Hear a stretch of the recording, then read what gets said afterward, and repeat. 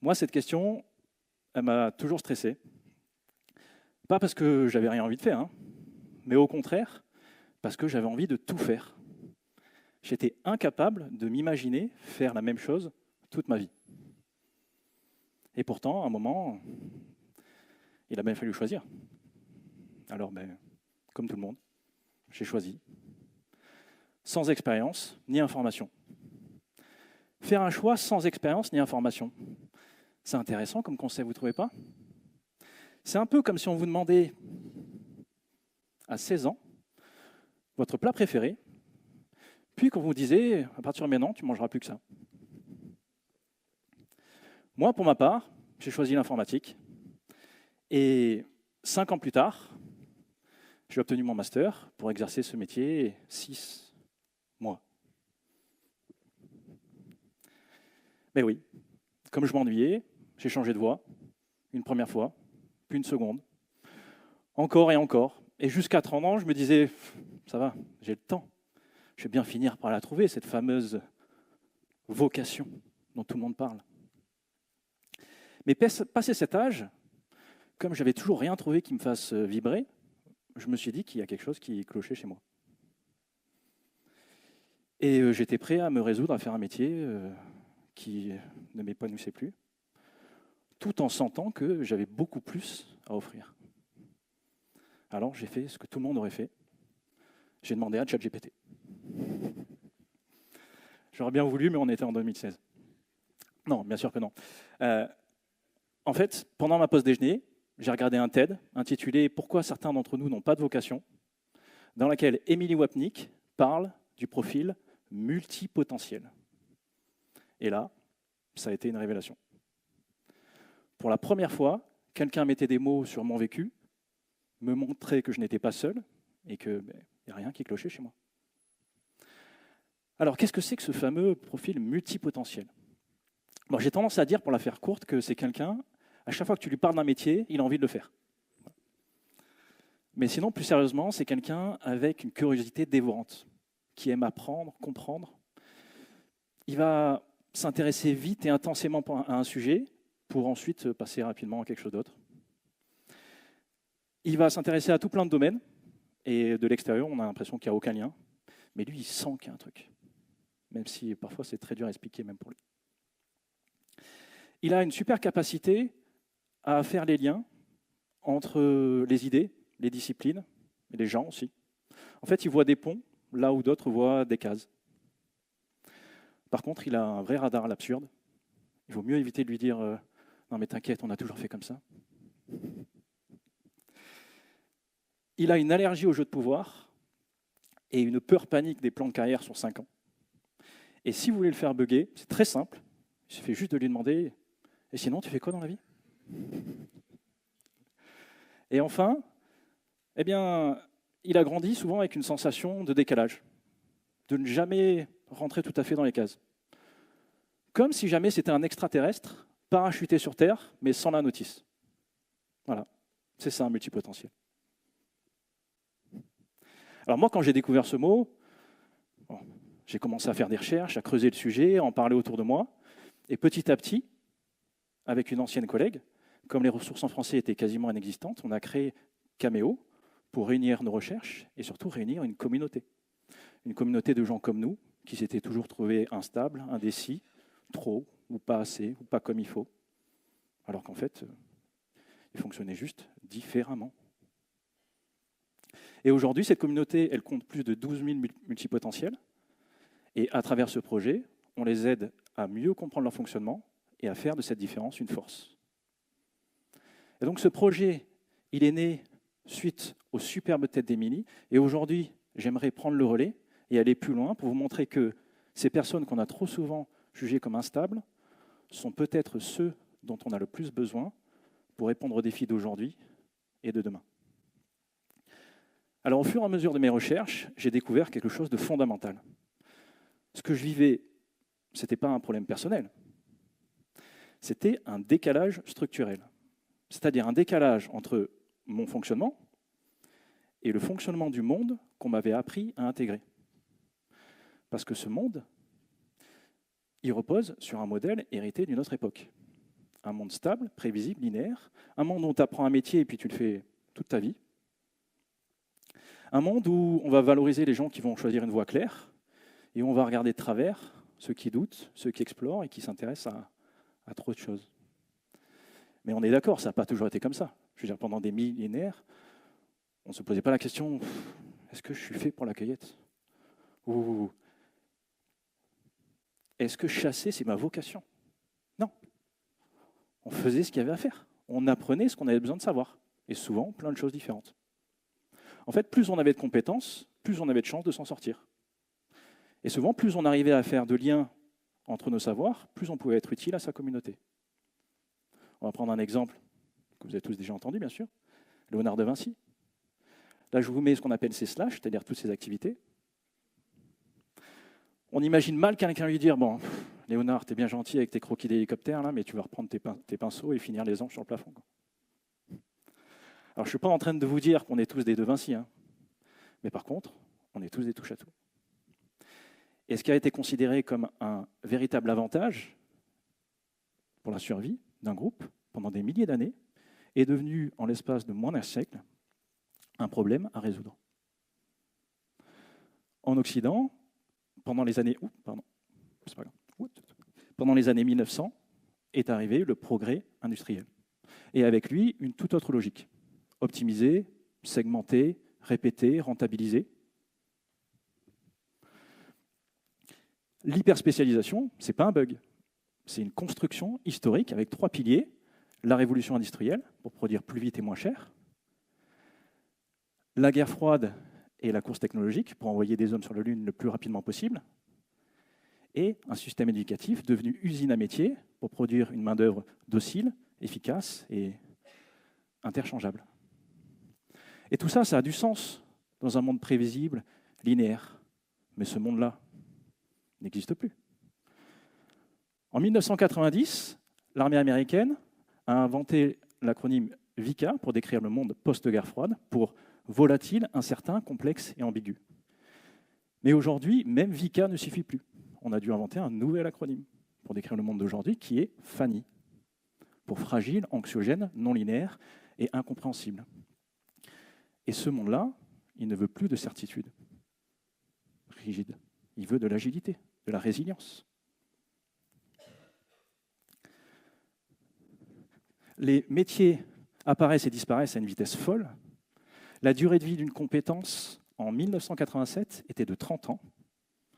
En 2010, on était déjà tombé à 5 ans. Et aujourd'hui, à votre avis ? Eh bien, moins de 2 ans. 6 à 12 mois dans l'informatique.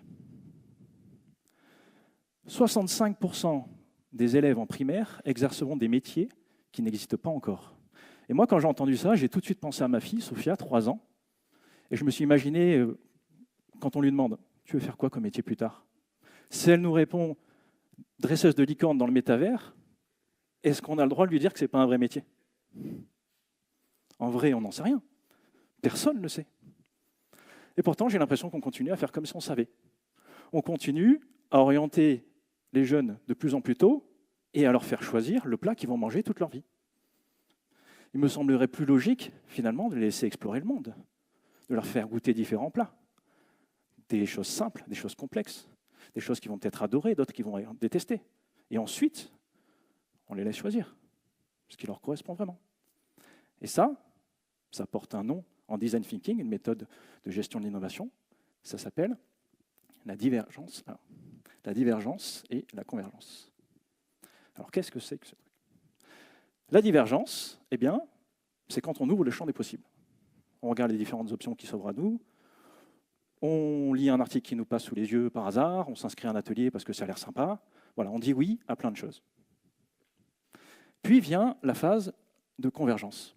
Là, on doit arriver à un livrable, donc on doit trier, prendre des décisions, écarter finalement ce qui nous disperse pour garder ce qui est important.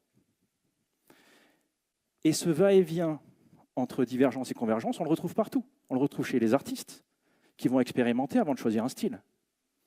On le retrouve aussi chez vous, les ingénieurs, qui vont imaginer des solutions avant d'en implémenter une. Et dans la vie, c'est pareil. En fait, ces phases, elles sont naturelles, essentielles, et même, elles sont cycliques. Parce qu'on n'est pas la même personne à 20 ans, 30 ans ou 40 ans. Croyez-moi, je l'ai bien ressenti quand j'ai pris la montée là, pour venir ici.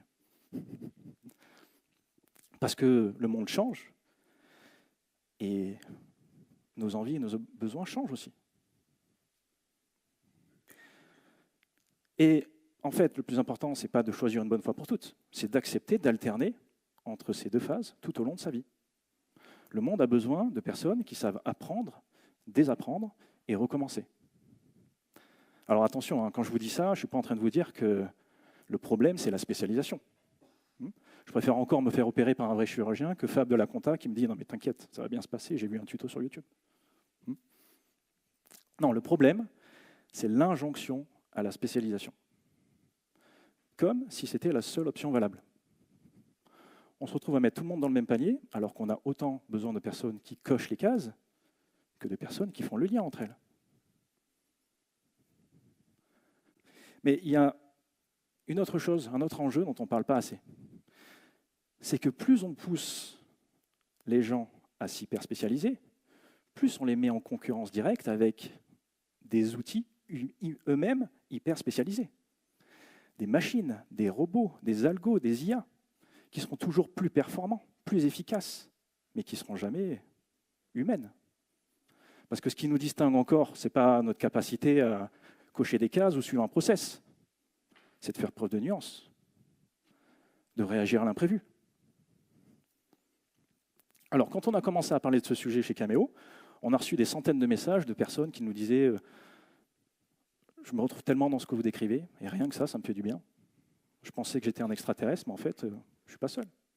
Je suis peut-être normal, pour un multipotentiel. » Et nous, c'est drôle, parce que sur le site internet, on mettait des gifs de chats, des anecdotes marrantes, des mèmes, et en retour, on recevait des messages parfois lourds, chargés, de personnes perdues, désespérés, fatigués d'avoir essayé toute leur vie à rentrer dans des cases trop étroites pour eux.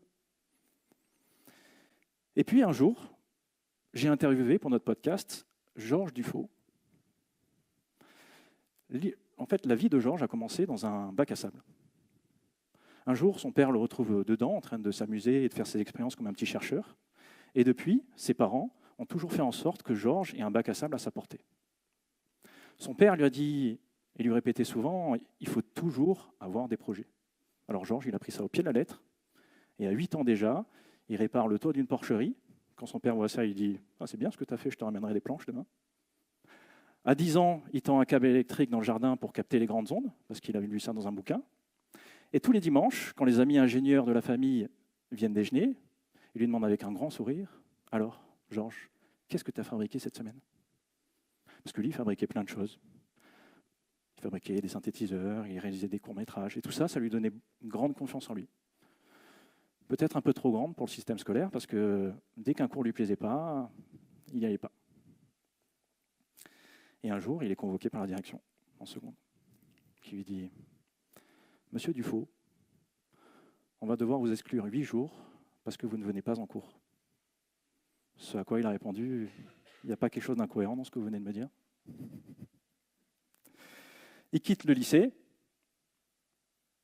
il cherche un boulot un peu plus tard, il se présente en entretien avec son bac-3 en poche, et pendant l'entretien, on lui demande « Vous connaissez ce genre de carte électronique ?» Il répond « Ben oui, j'ai fabriqué un ordinateur avec. » « Ah bon, on pourrait le voir ?»« Oui, il est dans mon coffre. » Le lendemain, il est embauché, et quelques mois plus tard, il devient le numéro 2 de sa boîte. Et parce qu'il a toujours eu un bac à sable à sa portée, un jour, il a construit le sien, il l'a appelé WIT, une entreprise qui emploie plus de 100 personnes. C'est son terrain de jeu, comme il dit. Un peu plus tard, en 2014, il crée Polar Sails pour envoyer des gens en Antarctique à bord d'un voilier qu'il a lui-même retapé. Ce que nous montre cette histoire, c'est que dans le bon environnement, un multipotentiel peut faire des étincelles. Mais il y a un dernier ingrédient précieux chez le multipotentiel. L'autotélie.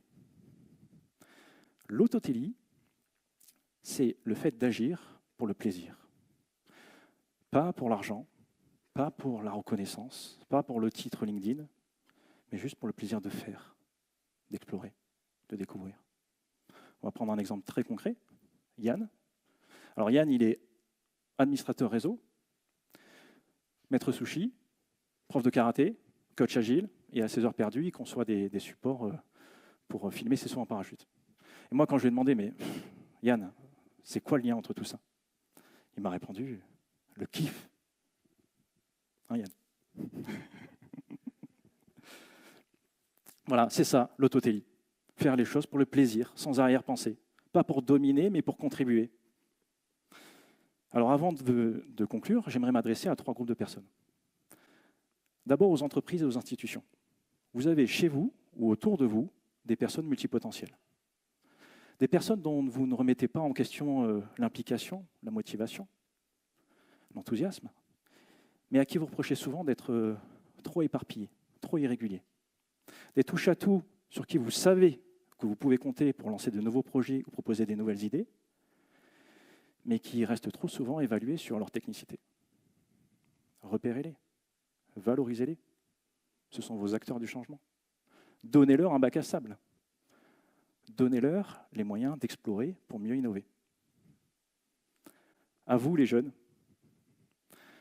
vous avez le droit de ne pas avoir de vocation. Vous avez surtout le droit de changer d'avis, de vous tromper, de tâtonner. L'orientation professionnelle, ça ne se fait pas avec un GPS, ça se fait avec une carte incomplète et une boussole intérieure. Alors, chers parents, encourageons les détours, facilitons les expériences et accompagnons-les à mieux comprendre leur propre fonctionnement. Et enfin, à vous, les multipotentiels, peut-être que vous avez découvert ce mot aujourd'hui, peut-être que vous l'avez toujours su, mais vous n'avez jamais vraiment osé le dire. Vous avez sans doute passé votre vie à vous sentir instable, indécis, trop, ou pas assez, pas comme il faut. Mais vous n'êtes pas seul. Vous n'êtes pas les seuls extraterrestres. Prenez le temps d'observer votre parcours, de voir les projets qui vous ont fait vibrer, les rôles que vous avez pris, le fil rouge entre vos activités. Parce qu'une fois qu'on comprend et qu'on assume son fonctionnement, tout change. Alors j'ai une proposition à vous faire aujourd'hui. Et si on changeait la phrase « Tu veux faire quoi comme métier plus tard ?» par « Quel problème tu veux aider à résoudre plus tard ?» Parce que ce qui compte, c'est l'élan, le sens. Et peu importe le métier. Votre curiosité n'est pas un vilain défaut, mais ce dont le monde a le plus besoin. Je vous remercie.